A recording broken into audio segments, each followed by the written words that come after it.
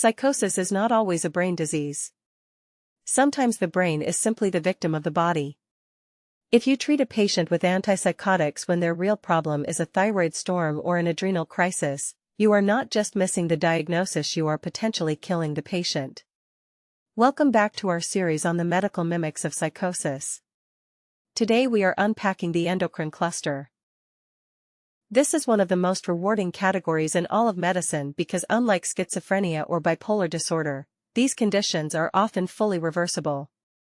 If you fix the hormone, you fix the psychosis.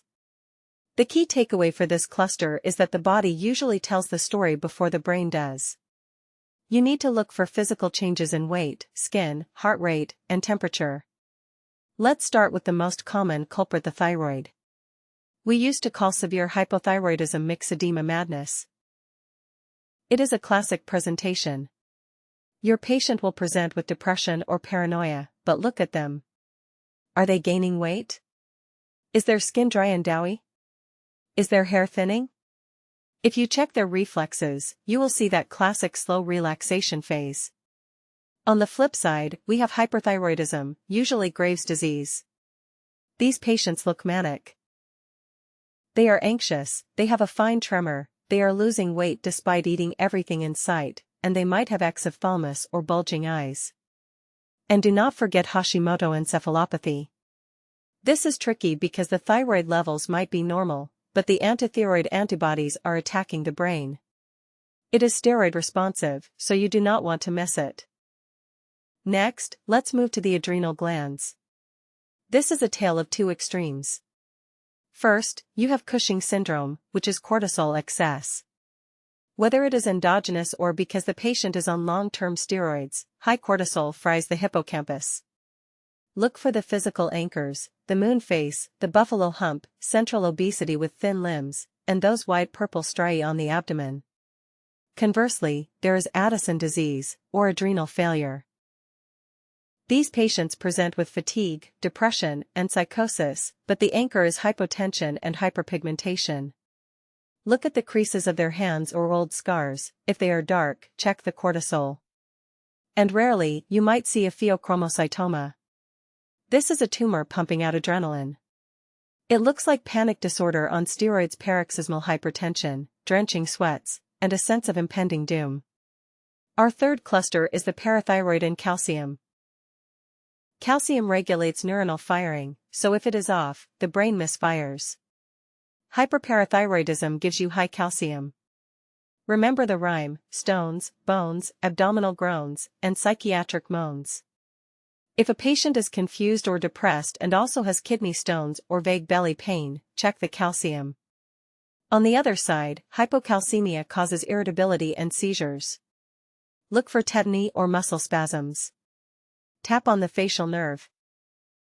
If the face twitches, that is Chvostek's sign, and it points straight to low calcium.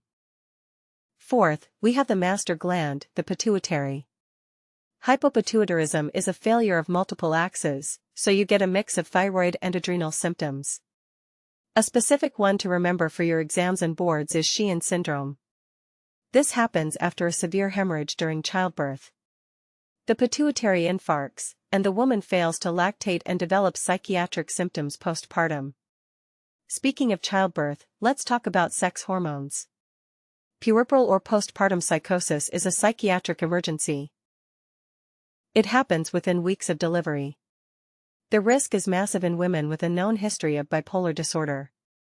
Do not mistake this for baby blues. This is full-blown psychosis and requires admission. We also see psychosis in estrogen withdrawal states, like menopause, and heavily in the misuse of anabolic steroids. If you have a young male patient with sudden onset aggression, mania, or paranoia, and he is strangely muscular, ask about steroid injections. Finally, the metabolic mimic.